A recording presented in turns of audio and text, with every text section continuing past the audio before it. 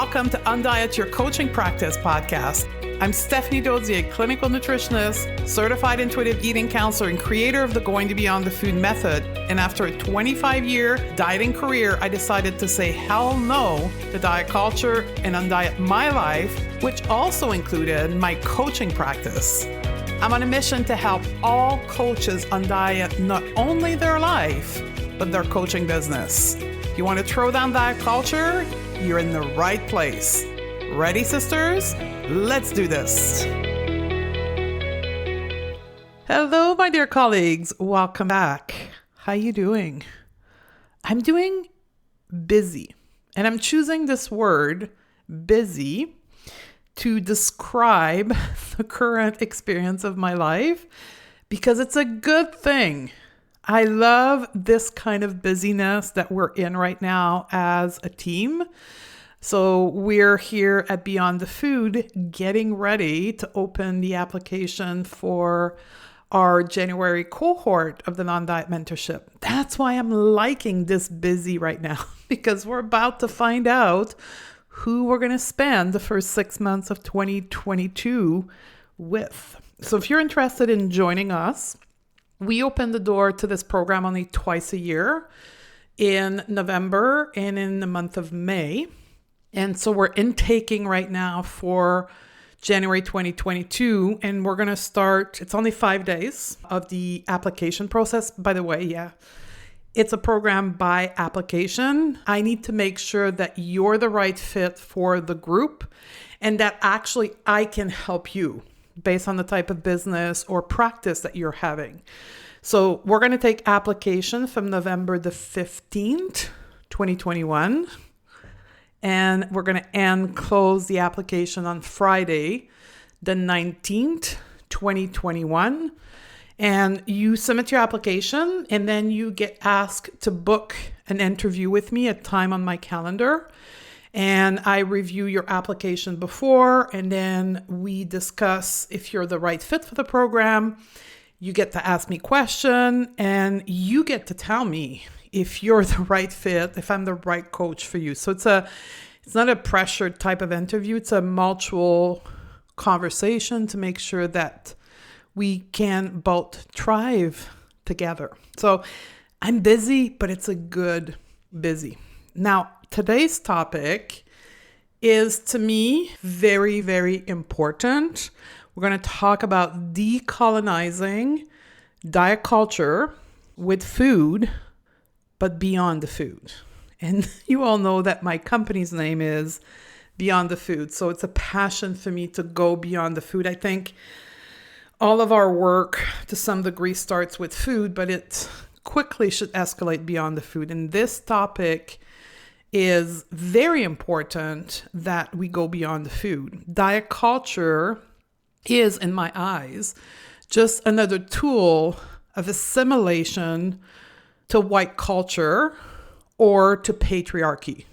So if you're from a marginalized group or too marginalized group of a non-white background and you're a woman, it's twice the impact for you. So we're going to talk about how problematic white culture being the barometer for health, food, and body image is, and how as coach and professional, we need to understand this issue deeply because it impacts our coaching and our capacity to get our client away from diet culture. I strongly believe that this conversation that you're going to listen to is only part one.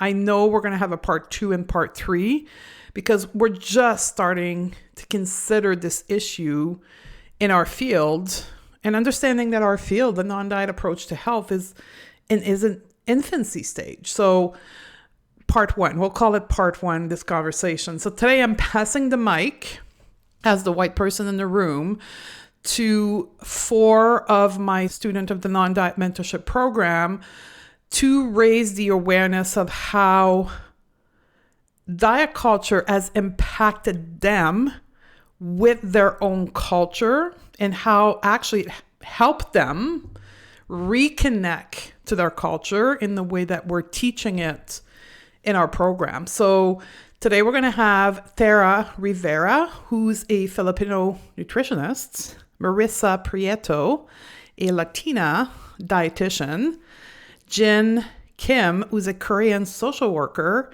and Unyime Oguta, who is a life coach and a nutrition coach for mom. Teresa, Marissa, and Jin are current students that will be graduated in December of 2021. And it's fascinating for me to see them build their program and their platform, which will be uniquely designed to help people from their culture reconciliate health, food, and body image. It's such brilliant work, and I'm truly honored that they have chosen me to help them bring such important work to the world. So you'll listen to 4 brilliant women. And with that in mind, you know what? We're just going to roll right into this panel conversation. Welcome to the podcast, Tara, Jen, Marissa, and Unyime. We're going to get right into the conversation because I think this is a very important topic. So I'm going to launch us off on this question. How, in your own practice, in your own education, have you come to the realization that white culture was the barometer of the standard in your work? And we have people from all different backgrounds here that I presented you in the intro, but how did that came to your own realization? Yeah, this is Tara. I can go first. I think came to realization for me is when I actually started to learn and went to school for nutrition. And so I knew there was kind of that push around colonial mentality around body image and just our culture in general around language and so forth. But I don't think I realized it until I went back to school and was in nutrition and learning about that, where I felt it was pushed a lot more. And then meeting with people that were dieting and were sharing their diet books with me, and I'm guilty of that as well, is realizing the foods that are in there were predominantly white foods. And so that was telling me, put my white rice away and get the brown rice because the white rice was bad, for example. And so I think that's when I really started to understand and get more awareness around, when I was actually in school and learning about what were the good foods and the bad foods. And the bad foods, a lot for me, tend to have been my own cultural ethnic foods. So I think that was where I got the big aha and awareness around that. Mm-hmm. I can go next. This is Jen. So I actually think it was the pandemic that kind of started opening my eyes a little bit because, with the pandemic, we're cooking so much more at home instead of going out to eat. And also, with everything's going on, the stress levels are higher. So I'm reaching for those comfort foods that I grew up with, but then also realizing, I don't really have them in my house. White rice is definitely one of them. And for me, that's the basis of all Korean food. It kind of starts with white rice, right? So as I'm craving these comfort foods that I grew up with, I'm realizing I don't really know how to cook them, right? So I'm calling my mom saying, oh my gosh, how do you make this? Or how do you make this? And at my age, having cooked for quite a while, I'm thinking, why don't I know how to cook these foods? Why have I never really learned how to cook these foods? I can cook anything else, right? I can cook Italian food. I can cook some chicken and vegetables. I can cook all that. But Korean food that I grew up with, I'm still learning how to do that. And I actually think it's a conversation too that's been starting to pop up a little bit more on social media. So, looking at people's conversation about decolonizing your mentality around food and what is considered healthy food versus not healthy food, good food versus bad food. It kind of gelled together at the same time when I'm figuring out why I haven't learned how to cook my food. And then also looking at some of these internalized notions that we have about what is healthy and what is, it kind of all made sense. And then as I start opening up my own coaching practice and thinking about how I approach healing body and food, that just kind of resonated. It all just came together for me as kind of a big aha moment. That is an important part of my healing process, is actually just learning how to cook and embrace the food that I grew up with without putting any judgment on it. Just saying it is food, just like any other food. So that's kind of how I've come into it. Hi, everyone. This is Marissa. And I think a huge takeaway and realization, is just looking back into my years and my history of dieting and just how long it created a disconnect from not only my culture, family, friends, etc., but how just not too long ago, just having that self-realization of how much of a disconnect it brought onto me and my culture and cultural foods. And that was a really huge one for me. And even working as a registered dietitian in a population here in my home city, it's 86% who identify as Hispanic, Latino, working with those patients where I was teaching them the carb counting or the exchange system with certain foods they quote unquote shouldn't eat or should eat, and trying to explain to the concept of them that all of our common cultural foods, for example, be it tortillas or rice or beans, trying to give them that quote unquote, okay, it's okay to have them, but in moderation, and trying to teach them that it's okay to keep them in their food, in their diet. And at the same time, I was not allowing that for myself because of diet culture and wellness culture. So flash forward into now, just seeing that disconnect that it brought for me and how it created some emptiness, some cold type of, place in my heart where I felt like something was missing. And realizing that was just like, wait a minute, I need to get back down to connecting with my culture, with my roots, with my ancestors. How can I do that? And just by asking myself, cooking more traditional, for example, Mexican dishes, talking with my grandmother about her traditions, visiting places in my hometown where my ancestors cultivated, hunted, and gathered. So just really trying to tap back into my ancestral roots, choosing more foods that were more native to my hometown, squash, corn, beans, etc., herbs. And just the start of that has really brought more warmth into me, and just seeing how there's a huge gap out there for other, Latinas out there that see their cultural foods as being quote unquote unhealthy or bad for them. And so I want them to know just how important it is to keep those alive, to keep those traditions alive, those foods alive, and that it's what makes them who they are as a person, as an individual, and how it just creates so much connection. So I think that's one thing that's important to me about bringing that into my coaching is, let's start with that. Where are you feeling disconnected? And how can we bring that back into your life with seeing it as neutral? Food is, yes, neutral, but it also means more than that. Traditions, connecting to our roots. So I think that's one important thing, is just bringing it back to the home base, to your heart, with connecting, from the heart. This is Unyime here, and I believe I echo what everyone else has said already. For me, I noticed the issue coming from Nigeria as a student and learning nutrition in college and in university. And one of the things that I noticed was that a lot of the foods that I grew up eating at home, or the things that people were cooking with, were considered unhealthy. So things like coconut oil, palm oil, white rice, which a few of the ladies here have talked about as well, were considered unhealthy. It didn't sit well with me. But again, as someone who was still learning and trying to figure out who I was as a person in this society, I just thought, it's one of those things, I'll adjust. But what happened was, when I had kids, I felt my resistance to wanting to introduce them to those cultural foods. And I sort of had that tug at my heart where it's like, I want to teach them how to eat the way we eat at home. But of course, with diet culture and thinking, but white rice is unhealthy, but cooking with palm oil is unhealthy. So I already even started healthifying our foods, where I switched some of those foods that were cooked with palm oil with canola, and it wasn't the same. And I think that's when I really discovered that this was a lot more than just something that I was doing. I found that this is something that was affecting my culture and my heritage and the way that I was bringing up my kids.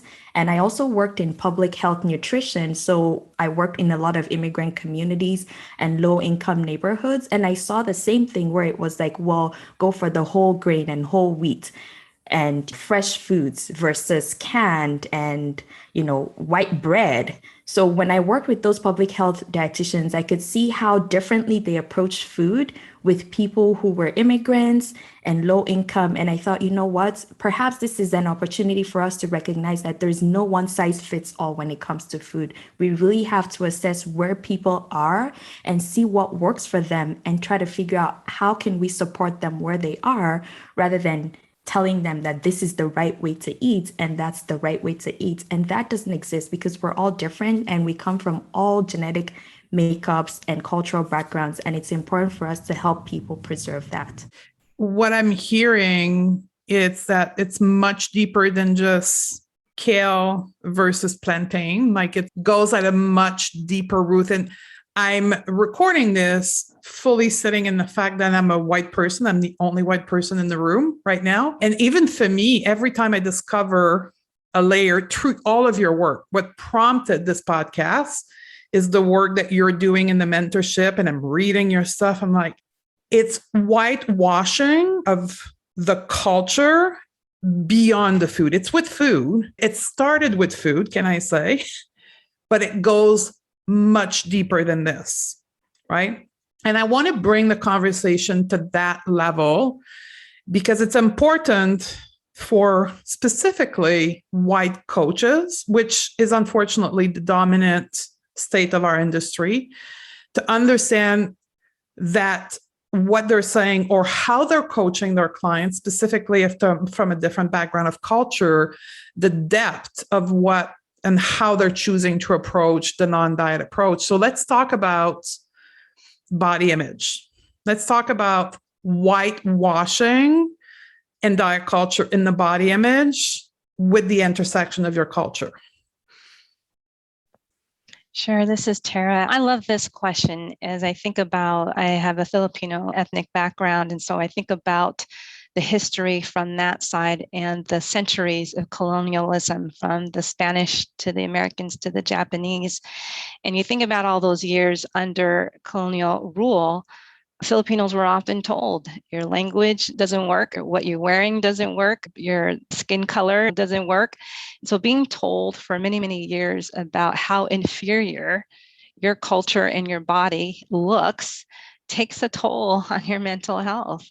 And so you start to reevaluate around, that I may need to look more European in whatever fashion that may be. And that could be a way of assimilating in eating those types of foods, speaking the language, wearing those types of clothes, and then even adjusting your body image to some extent, right? There's many cultures who use lightening skin creams, right, to try to adjust in that way. Or they even go down to even getting surgery done. I know within the Filipino culture, there's been kind of a stigma around having kind of a flatter nose. And so there's been many Filipinos who have gotten their nose surgeries done because they were trying to assimilate looking more European, if you will. So I love this question only because it is, to what you were saying, Stephanie, it is beyond the food.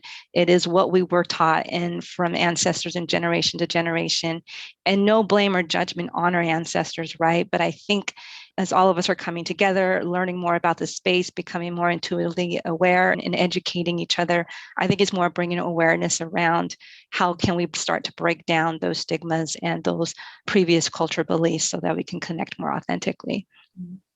So this is Jen. I think, again, I have to echo both of you guys. It does go way beyond the food, and I can only speak from my kind of experience, but in my experience, there's such a focus on this very idealized notion of Korean American beauty. I mean, if you look at the K-pop idols, you look at the K-drama stars, there's a very, very specific body type that goes along with it. And I think there's such a emphasis on family that there's a very big push when you get to a certain age to find, how do I say it, a successful husband, right? Have a family, right? And that's all based on how you look. So there's a very big emphasis on looking a very certain way. And, I'll say that there is very little filters on making comments about body image. So it is not uncommon for the first question to be, why don't you have a boyfriend? And then the follow-up question, if you don't have a boyfriend, it's just to flat out say it's because you're fat, right? Or, point out some other flaw in your body. And that's completely normal, right? It's just kind of the standard greeting. And then especially if you're at a family function, it will be, do you have a boyfriend? Make some comment about your body if you don't, and then go eat, because then you have to eat or you're going to, offend somebody. So, it is way more than just body image. It's about identity. It's about achievement. It's about family. And there's so much that goes into it. It goes beyond the food. Yes.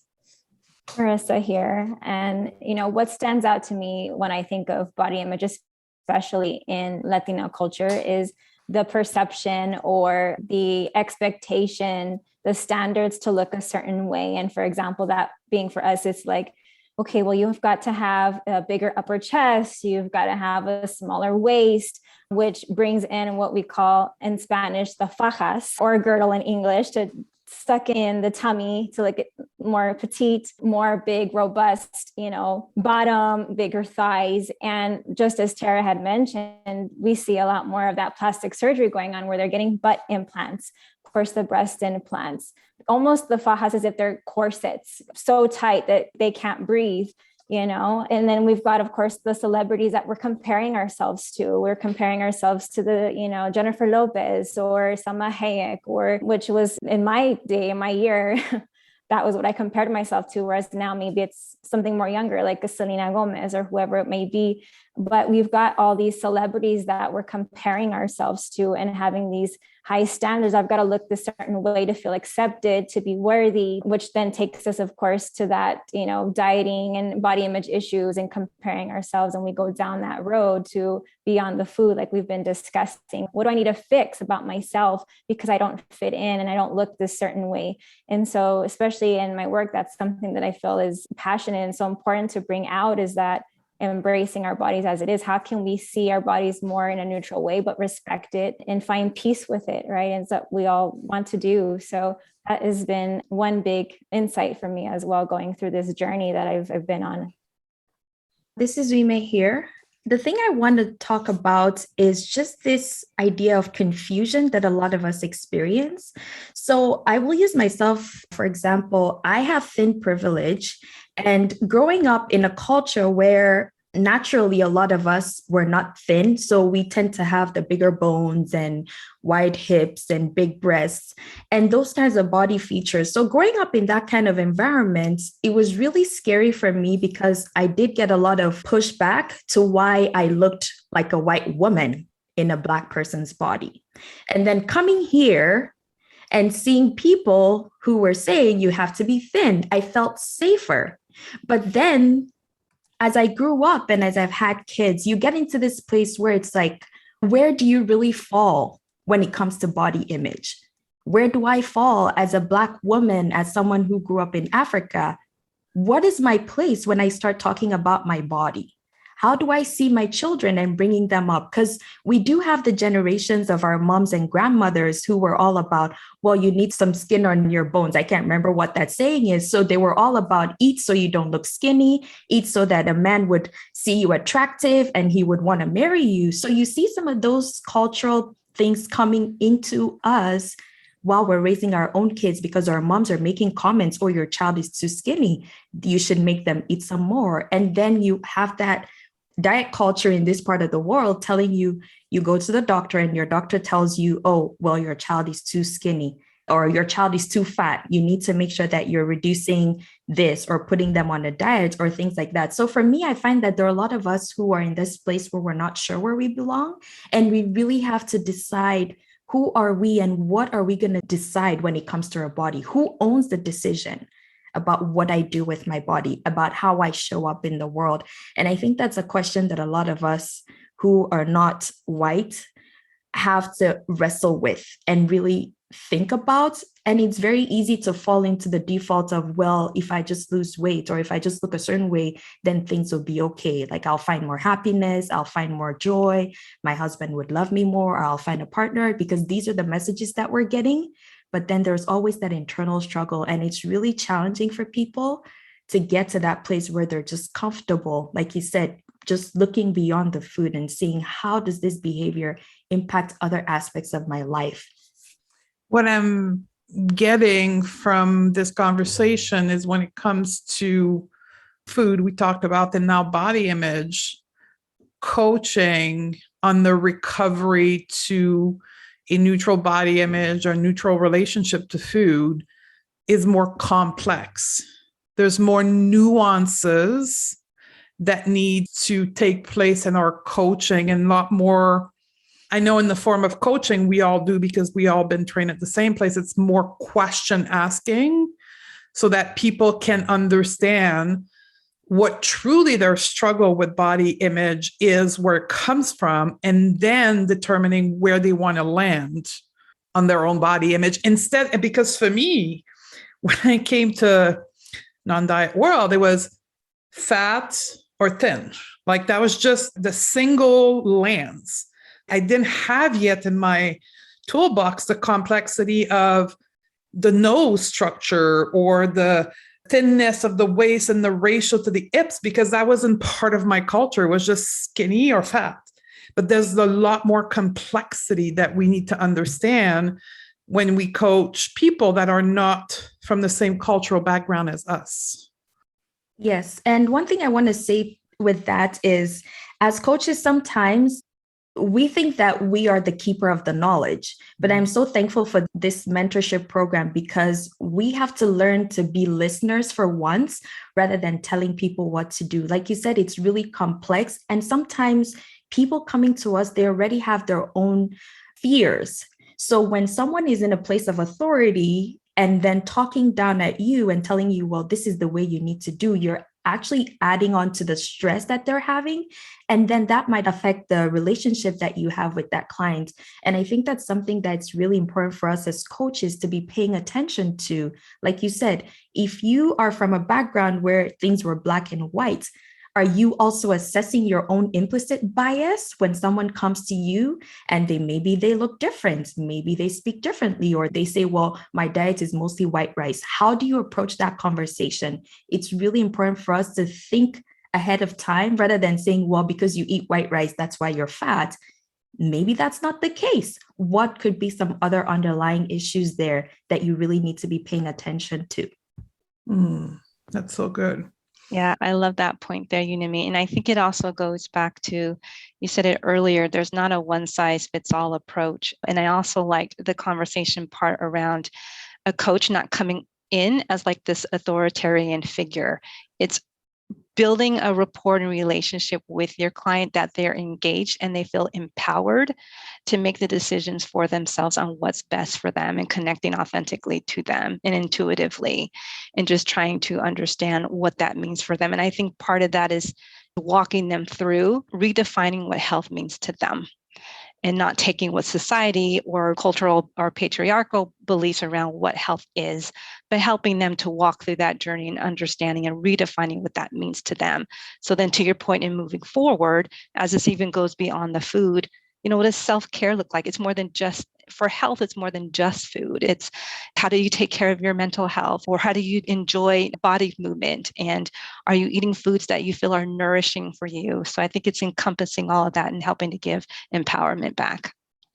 I was just going to add to that, on that note of really coming side by side with the client, and if you're not particularly aware of their cultural background or the types of food that we're eating, I think that's such an important piece to the puzzle that needs to be assessed and talked about. Is tell me about your cultural background. Tell me about the types of foods that you eat, or maybe that you used to eat, all part of the coaching process to get to know your client, get to know their background. And maybe they're not particularly aware of maybe some gaps that are missing for them, but those are questions that would be helpful to ask them as well. So I think just by getting to know them in that sense as well, not coming in as, like we've been saying, authoritative figure, but just saying, tell me about your culture. What kind of foods do you eat? What do you enjoy? What are those foods and traditions that make up who you are, or maybe just your ancestors, your past, and getting to know that part of the client as well. I'm going to ask a question and you guys can carry on. Is it possible that with certain clients that have a cultural background, that the assimilation to white culture is deep enough that they have even forgot or put away in their subconscious mind that part of their health and food and body image, and you kind of have to trigger it with the right question? Do you think that that's the right approach? I think so. Absolutely. I think, for so many people just getting too consumed into diet culture and wellness culture and all the types of messages we hear and see to seeing what is considered healthy or not healthy just plants that seed for them to say, wait a minute, I've been eating this my whole life and it's not healthy. Or even when their provider, their healthcare provider comes and tells them they are supposed to be, the expert in medical care, telling them you cannot be eating this anymore. It's not good for your health, for example. And so all of these mixed messages that they're getting can be shoved underneath into the closet and put away there for such a long time because they're hearing these mixed messages. It's telling them it's not okay. It's not healthy for them. So I think as time moves and evolves, they forget that. They forget those types of food that they enjoyed or how it made them feel in together as a family. Just asking those types of questions can trigger hey, wait a minute, that's right, and kind of bring that back to the surface to explore more with them. I love that part, Marissa. And I think the other angle at it as well is, which you mentioned earlier, was kind of reconnecting with your culture and your culture's foods. And I'm guilty of this too, as I fell into diet culture, just in terms of eating more European foods and disconnecting from my culture foods. And what I realized what I wasn't doing was connecting back with my culture and like disassociating myself from them and not enjoying the traditions, not enjoying the food, not enjoying the community and the connection because I felt like I needed to eat in a certain way or be in a certain way. And so I felt like there was lost time and connection around it. And so I think what's helpful to kind of help maybe our clients understand it's not about perfection. I think for me, it's more about connection. How are we connecting with others and enjoying these wonderful foods? And so, yeah, I just wanted to kind of reiterate that part of it. Yeah, I love what Marissa and Tara have said already.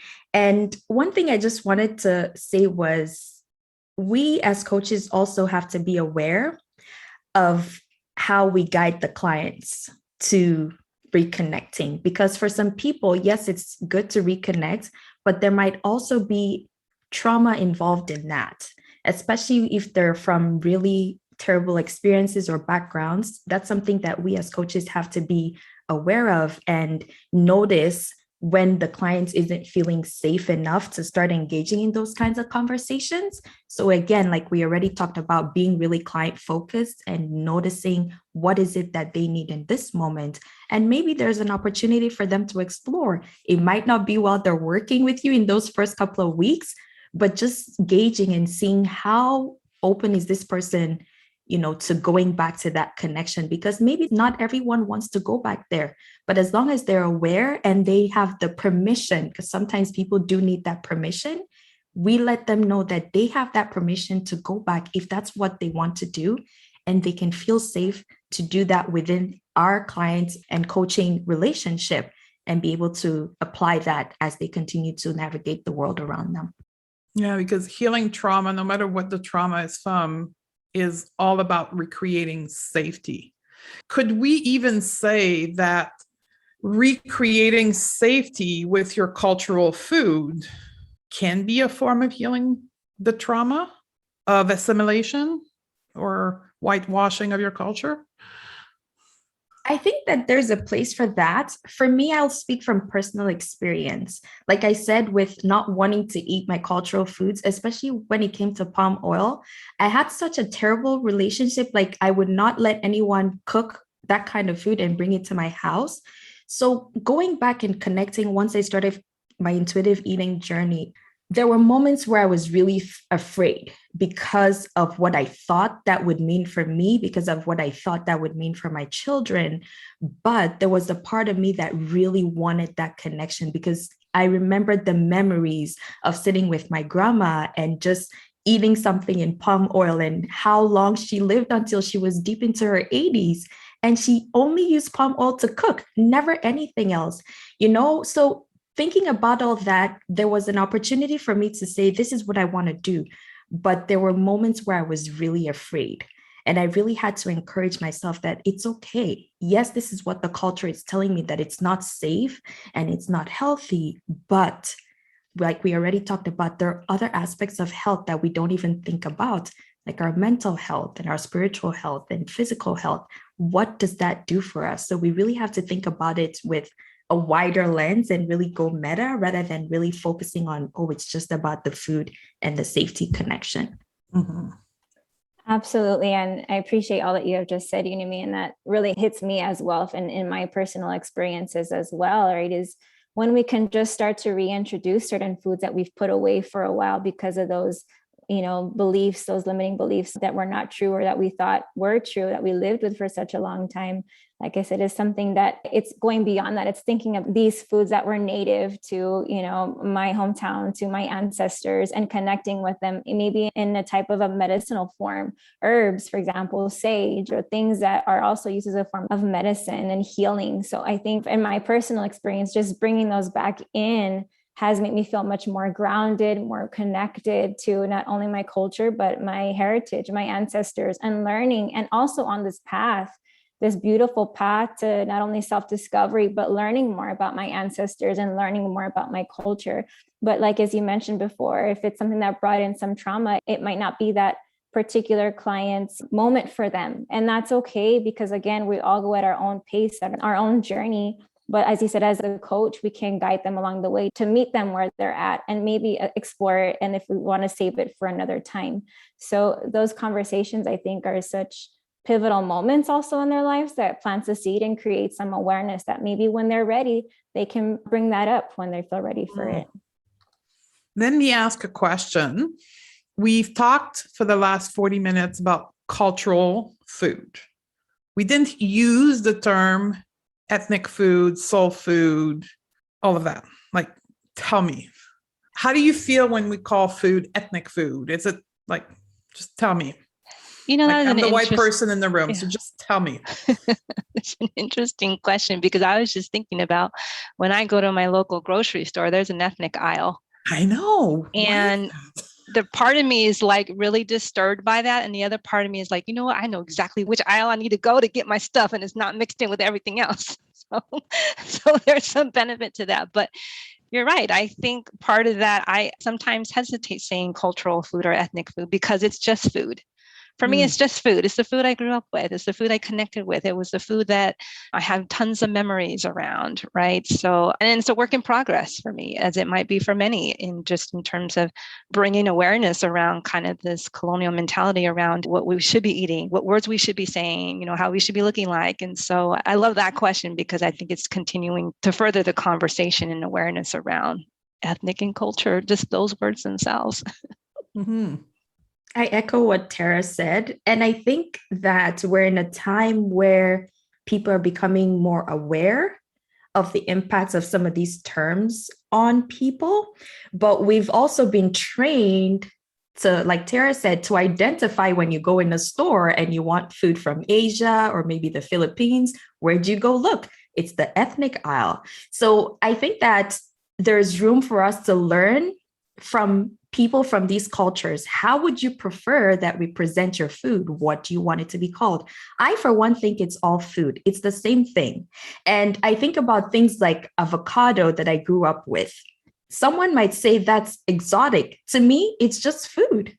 But because it's here and it's part of, the culture, and it's promoted as one of the superfoods, it now has this glamorized thing attached to it where it's like, okay, is it just because I want to be part of something, or am I trying to show that I'm open to trying other foods? So I'll just put this avocado in my food to show that I'm open to other ethnic experiences. So we really have to go back to what's the intention behind the words that we're using, right? And I think about soul food for people in the United States. I think that's something that's a proper term for them, owning the foods that have come out of the experiences that they've had. So it's not just something that we can be throwing around like pizza, right? It's something that they're passionate about that and they hold that dearly.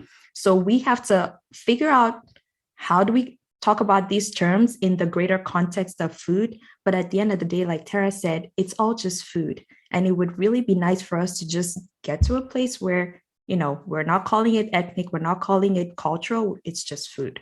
And how do people eat? I think that's a beautiful gift of the intuitive eating process. If we can get at least all of our clients and spread that message that it's just food. So I'm going to launch the last question. If you were to give an advice to the fellow coaches or professional listening here, what would it be? Who wants to get us started?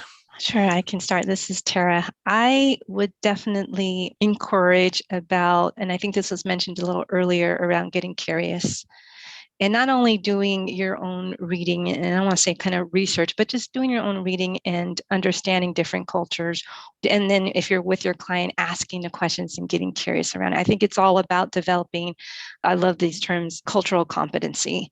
And it's just, and humility, right? So taking a step back and kind of putting your biases aside, or just being aware of them in a way that you're asking the questions in terms of just educating and learning more and just getting curious. Just, hey, where'd you grow up eating? Or what were some of your family traditions? Or what were some of the things that made you happy kind of growing up? And I think it's just kind of that reconnection there and learning more about each other's cultures. And then slowly but surely, maybe some of those biases will start to diminish over time. Mm-hmm. I'm Marissa here. I think a piece of advice I would say is that also to give ourselves as coaches some grace, some patience, that we are always evolving, we are always learning, and there's so much out there to learn. And sometimes we tend to be hard on ourselves when we don't know certain something, or we didn't say the right thing, or it didn't come out the way we wanted to say it. It's just having that compassion for yourself, self-compassion, to practice kindness and not judgment, as well. As we tell our clients, we want them to try to be less judgmental about themselves and food and their body image, etc. But also, how can you be less judgmental with yourself and your coaching, as seeing it a learning experience, and that you're also learning from your clients as well. So if we can see it, like as Tara said, as a place of curiosity and being curious, yes, that's also a wonderful part of the component. But when we also think about learning, and it's okay that we don't know everything, and coming to this place of self-compassion and judgment, I think that would be such also an important piece to the coaching process. Such great points, Tara and Marissa. I love that. I just want to share that as coaches, let's not let our fear of getting it wrong stop us from trying. There are a lot of us who are so worried about saying the wrong thing, doing the wrong thing, and we don't try. But the only way that we can learn is through practice and failing multiple times and learning our lessons. So look at this as an opportunity for you to expand, not just from reading and taking in all the information, but what are the opportunities around you where you can practice this as well? Not just with your clients, but we have so many people around us all the time. How can you practice this in your everyday life? Because the more you practice, the more you start to recognize the places where you might have some biases that you're not even aware of. And then you can start doing your own work around that. And that helps you be a better coach. That helps you with your own cultural competency, as Tara talked about as well. This was such a good conversation. I think it's literally just the starting point of understanding I'll call it the impact of culture in the non-diet approach, and how to best approach it, right? And how to stimulate the right conversation in our session with our clients. So I just want to say thank you for getting us started. And I'm sure we'll have part 2 and part 3 in the future of this conversation. So thank you. Thank you. This was fun. Thank you so much for having us and having this discussion. Yes. Absolutely. Are you ready to launch your non-diet coaching business, or perhaps transition your current business to the non-diet model? Awesome. We have a program that will help you just do that and reach your goal. The Non-Diet Mentorship Program is a 6-month journey of business and professional development exclusively designed for health entrepreneurs mastering their own journey with diet culture, food, and body image, while also learning to build, grow, and transition their business with ethic so that they can have a massive impact. Our next cohort will begin January 3rd, 2022, and we will accept applications from November 15th, 2021. You can join our waitlist to be the first notified. Find the details at stephaniedoziercom/mentorship, or use the link in the show notes. Maybe I'll see you on the other side. Ready to shed diet culture from your practice and help more clients do the same? Awesome. We've got free resources to get you started. Simply go to stephaniedodier.com/pro series, all in one word, and access our 3 free training classes that are currently available. We also have a free PDF guide to intuitive eating, an article about the non-diet approach. We also offer a variety of paid programs throughout the year to support you in your journey to undiet your coaching practice. Join us at stephaniedodier.com/pro series, and I'll see you on the other side.